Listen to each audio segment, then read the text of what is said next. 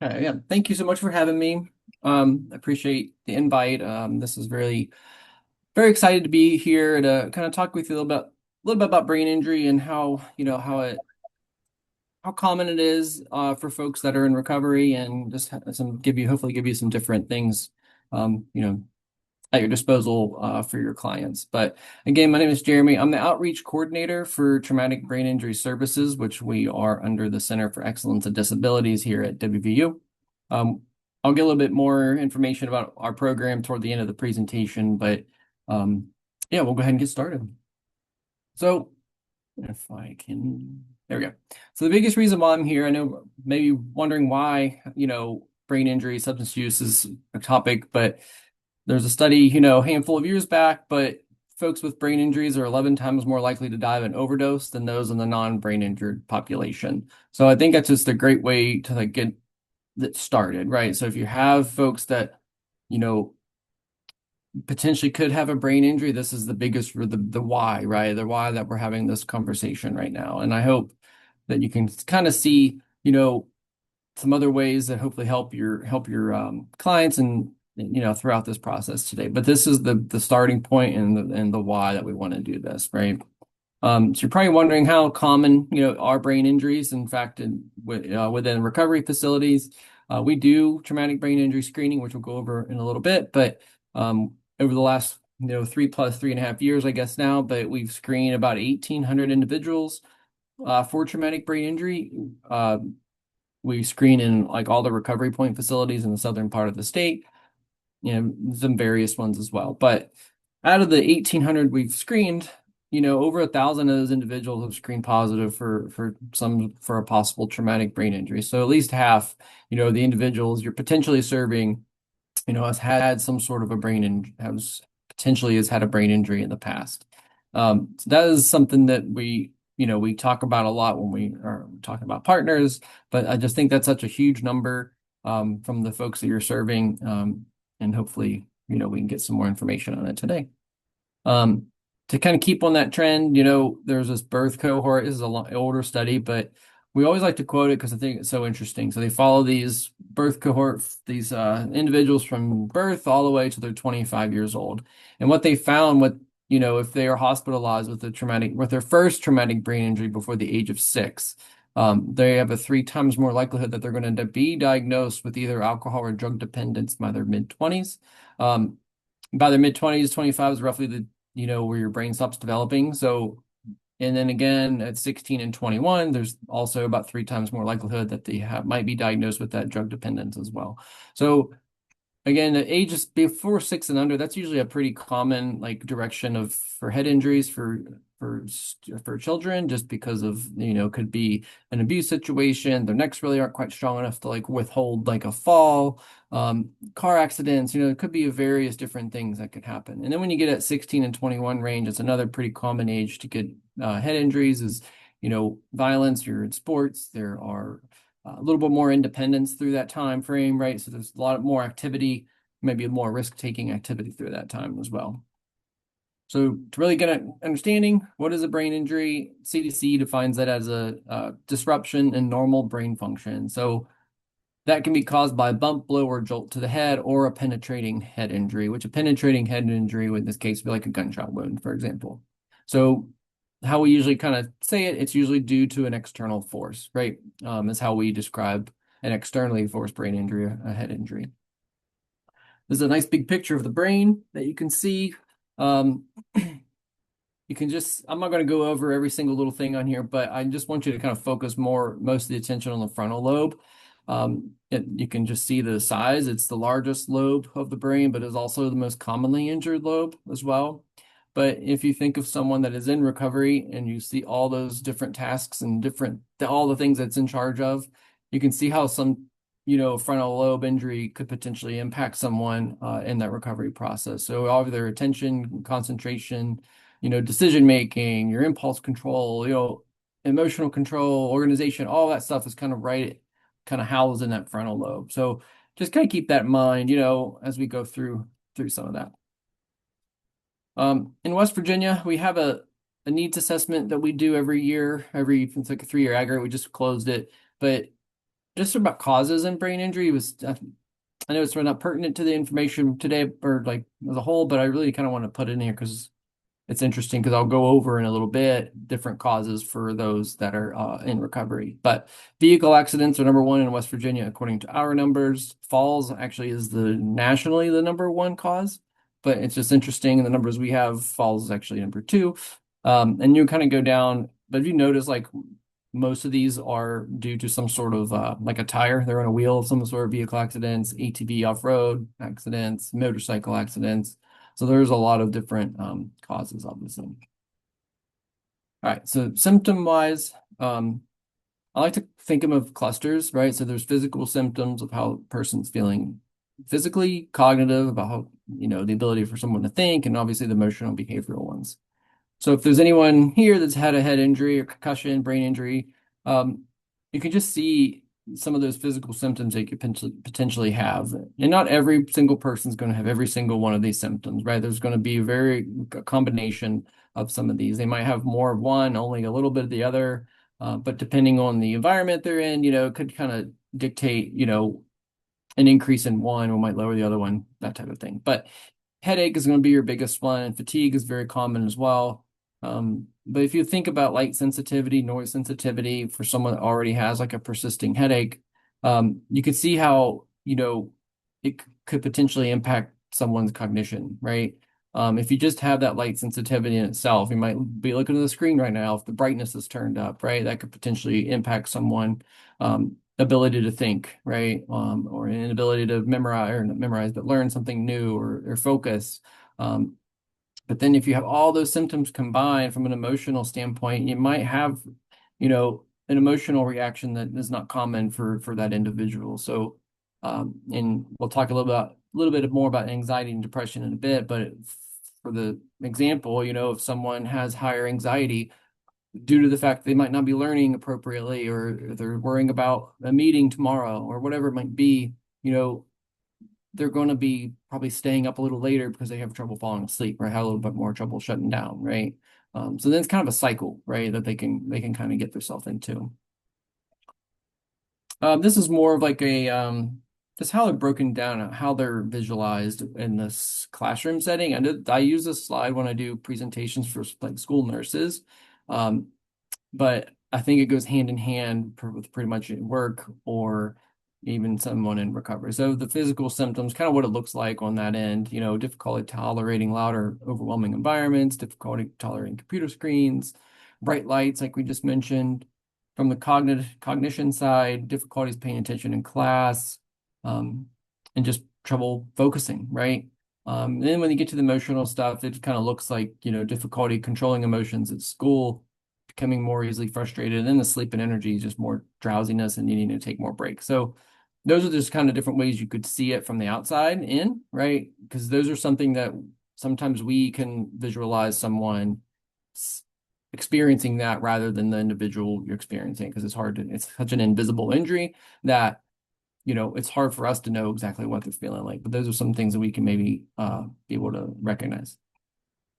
So when you think about different emotional changes after brain injuries, they probably going to have some changes in that thinking abilities or speed of thinking and reasoning, memory, attention issues, and they can make them feel overwhelmed, even if they can't remember things or keep up with what others are saying. So even if they're in a meeting space or if they're trying to get better in different areas, it could be very overwhelming for those individuals. So when you think about different risks in different at-risk populations for head injuries, it's not necessarily an increased risk, in these settings, but also these settings are very common for the end result after someone's had a head injury. And we'll get into substance use, but homelessness, for example, there's studies between 60 and 80% roughly of individuals who are unhoused have had a head injury. I think the one study in Colorado, there's 3/4 of those individuals have that head injury before they became unhoused, right? Survivors of intimate partner violence and domestic violence, that's probably the most common and the highest prevalence rate. There's studies that over 90% of the individuals who've experienced abuse has had multiple head injuries. And criminal justice system, very similar, between 60-80+% of the individuals in the criminal justice setting have also had a head injury previous to that. Another little quick fact, but like there's once a couple studies between 50-60% roughly of the recidivism rate is pretty much double, right, for someone with a brain injury to those without a brain injury. So I think from a public health standpoint, it is something to look into, and we're trying to work with some different day report centers and different things, to help reduce some of that recidivism rate.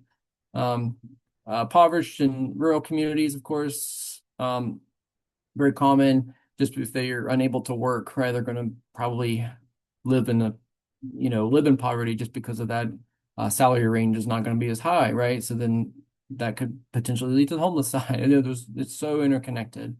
And then the veterans are really common as well. I'll get into a study for those in a minute as well. But sometimes those symptoms can go away, but they can also come back later, especially during time of illness, stress, or fatigue. So if someone's in recovery, that is probably going to be right in the middle of a time of stress and fatigue, both, right? And the brain injuries are dynamic and they can change over time, and it is considered a chronic condition. I think CMS just beginning of 2025 recognized that as a chronic condition. It's under, I think it's under like the cognitive impairment section. I can't remember which number, but it's within that CMS guidelines currently. A lot of different comorbidities after head injuries. So dementia, you could potentially have an increased risk, seizures. That third one down, subsequent traumatic brain injury, 6 times higher risk. I think there's one study, if you're 3 times more likely to have a second head injury, and you're 8 times more likely to have a third one. So the chances, if you're having one, is a lot less than it are the chances the more you have, the more likelihood that you're going to have another. And then depression, you can see it's a significantly higher risk as well. And then you get to more suicidal ideation and attempts, which we'll get into in a minute. So kind of lead back to that emotional changes. Some people who had problems before with depression or anxiety before their brain injury usually have problems afterwards. They can feel isolated or depressed and misunderstood, which can also affect those emotions. Again, because that brain injuries are invisible. The only ones that really knows what they're experiencing are the person that's experiencing those symptoms. It's not like someone walks in the door and they have a sling on their shoulder and they must have had shoulder surgery or injured their shoulder somehow. That's not really the case for someone with a concussion or a brain injury, because it's just invisible for us to kind of look at from afar. And then the third bullet, use of alcohol or drugs can lead to those emotional changes, as you all know, but the emotional distress can also lead to alcohol and drug use as well. So a lot of since I said, those anxiety and depressive symptoms can come from that injury to the brain, right? A lot of times that is like the flame that kind of ignites someone to go into that substance use sometimes. All right, so this is a study we like to quote a good bit. It's an older one too, but it's one that's very interesting. This was actually done in a Kentucky prison. And if you look at the blue line first on all these, that indicates the individuals who are in the facility who experience these that have never had any type of a head injury. So 30% depression, around 30% again, 29% for anxiety. Roughly a third of the individuals in the facility with no brain injury have had those type of symptoms. But then if you look at the orange line, that's the individuals in the facility who's had at least had one head injury. And you can see the increase after some of these, risks and everything that they've had afterwards. But then if you look at the gray, if that's 2 or more brain injuries at the time. So essentially every single one of these categories are doubled. So the rate of depression and anxiety all essentially double after that. And even the cognitive issues and violent thoughts, suicidal ideation and attempts are all kind of, essentially doubled after those head injuries. So again, the impact of those very significant, after we look at that. This is another study.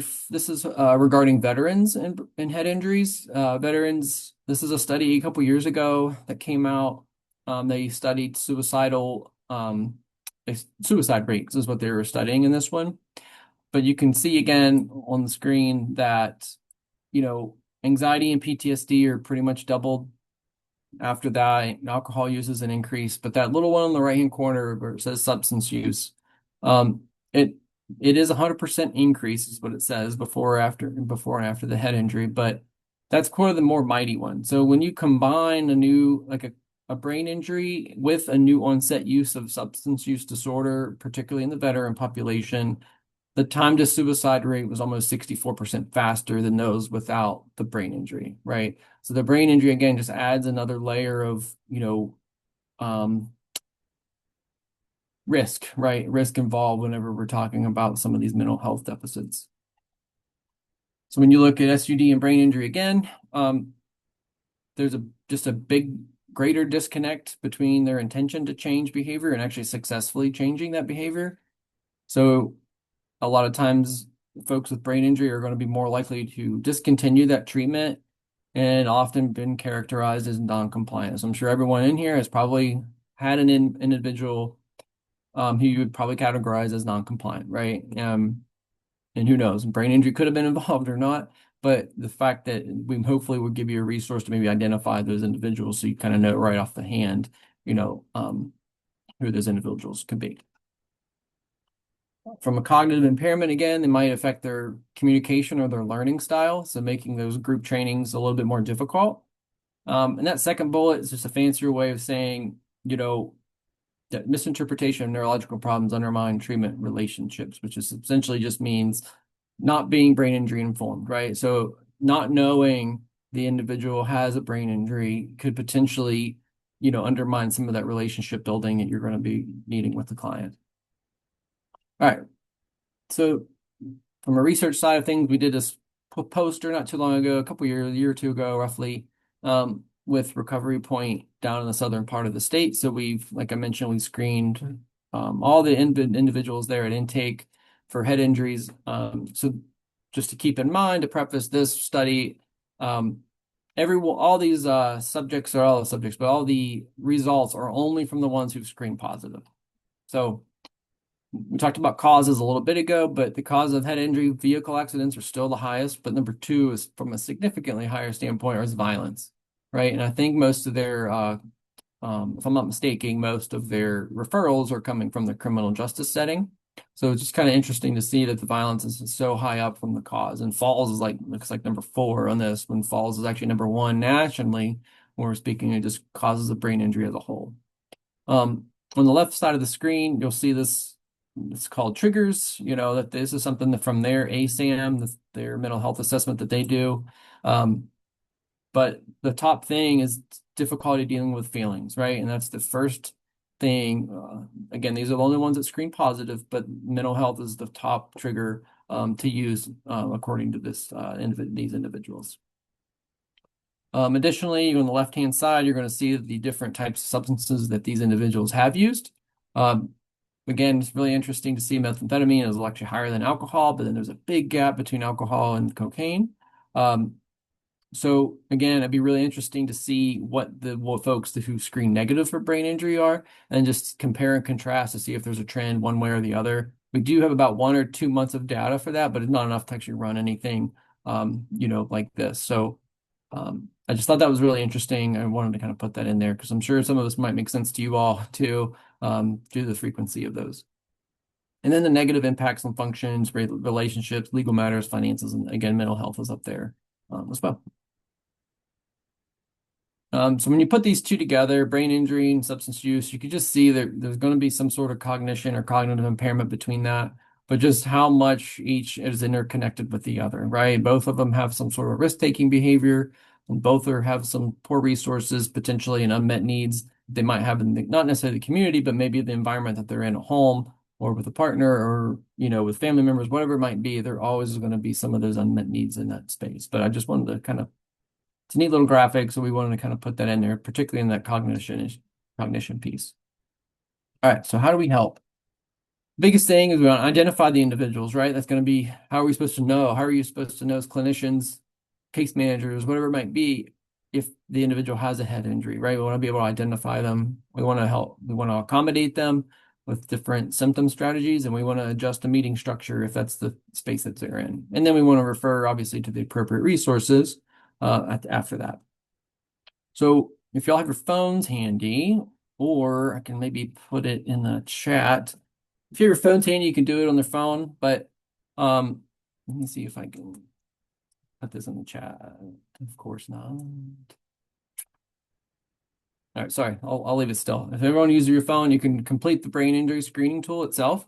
And if you don't mind, when you do that, I want to kind of walk you through it a little bit. So if you answer those first 4 questions on that screening tool, you can do it for yourself, but I'll kind of go over each question on the next slide to kind of show you how it's broken down from a grading standpoint and what would indicate a positive versus a negative screen. But if you don't mind putting facility, you can put like an like echo test or other, just so it doesn't mess with our data and numbers. That'd be great. And then age and gender is the only thing we really ask for those out of that. But if you can look on the screen too, there's other facilities. Those are some of the other facilities throughout the state that we've partnered with and are currently trying to work through a screening process with them. So the first page, after you get through that, there's 3 questions on there. The first one's, have you hit your head or been hit on the head? It's just a yes or no. The second one is, were you ever seen in the emergency room, hospital, or by a doctor because of an injury to your head? And then the third ones are there any significant sicknesses? And there's some notes and stuff for for you as a clinician to be able to, you know, kind of cue them with different answers, not cue them with answers, but cue them in a way that they understand the question. So any significant sicknesses, you can see there's like meningitis, I think is underneath of there, stroke, seizures, that type of thing. So if they answer no, if you answer no to the first 3 questions, then the screener is complete. And then if you go to the next slide, or if you go to the next page, if you did answer yes, it'll kind of cue you to go to the next one. And the next one says, did you ever lose consciousness or experience a period of being dazed and confused because of an injury to your head? Again, if it's a no, it's a screener is negative. But if it's a yes, you'll move on to the next portion of the tool. And then once you get there, and this is the part, we actually just changed to this screening tool at the beginning of the year, and we really like it because of this reason, is that last question where it says, do you experience any of these problems in your daily life since you hit your head? And I think that's really important, especially for folks, for clinicians and peers and nurses, case manager, whoever it might be, so you know exactly what symptoms the person is experiencing immediately, right? If you know they're having memory issues when you are intaking them or you're trying to, formulate a plan for the individual, that might be an opportunity to help, give them some memory tips and memory strategies to help them almost immediately. And then the only thing we really add in is the cause. Just from a data perspective, it's really interesting to see the different, just like we said a little bit ago, like violence is super high. But in order for it to be a positive screen, it has to be 2 or more symptoms be present. If it's 1 or less, it will be considered a negative screen. So then at the end, there's a thank you page, but it also said if you screen positive or if you screen negative. In that case, there's 2 options on the thank you page. One's a symptom strategy card, and the other one's like a referral to our program. We'll go over the symptom strategy thing. So again, if they are positive or negative, whatever it might be, if you have some of these symptoms, they just clicked, there is this 1 pager that we have available. You can print it out. We also have cards as well. I'd be more than happy to deliver any of them, mail them to you. But to give to the individual so they can advocate for themselves, but also have some strategies to help with those specific symptoms. But if you look on the left-hand side of the screen, you can see them, the yellow letters like memory, attention, impulsivity, and organizational. So on the left-hand side are all the symptoms. So if you have them read through the left-hand side and kind of check whichever one symptoms that they might be having. So if we start with memory, I lose track of time, I misplace important items, or I forget what I did yesterday, I forget meetings, I forget appointments. If that sounds like them, just have them put a little check by it. And then eventually on the right-hand side, it gives you some strategies to really help with those individual and specific symptoms of that person, right? They're all a little bit different. They all seem very common sense to some folks, but a lot of times they're just something you don't even think about, right? Like the 4th bullet on the strategy side in the memory section, it says schedule appointments on the same day and time of each week. So if there's it's just easier to remember, right? If a continuous appointment. So 9 a.m. on Monday one week, and then 4 p.m. on Thursday the next week, it's going to be hard for them to remember those type of appointments. So it's just easy to keep a consistent schedule with them, something like that. Um, and then the attention one for someone with attention issues. I always like I think second to last bullet is try to schedule appointments earlier in the day if you can. Mainly because it's a little harder for folks with brain injuries to have the energy and capacity to learn, retain information, later in the day, right? If for kids at school, they're always a little bit better maybe in the morning, but by 2, 3, 4 o'clock in the afternoon, it's a little harder to maintain that attention, right? So these are just some different tips and strategies. Again, it's free. You just download it. Or again, we have some physical copies and stuff as well. But just as different ways that they can adapt that environment that they're in, either a home or a facility, whatever they're at, in their whatever space that they're in. This is something they could do. Brain injury is a disability. It's just not about the injury itself. It just depends on the world around the person. Hence, all these different easy accommodations and adjustments that you can make. Um, it just really depends on the support they have from others, the places they go, the tools and accommodations available to them, right? And it can really just change depending on that situation.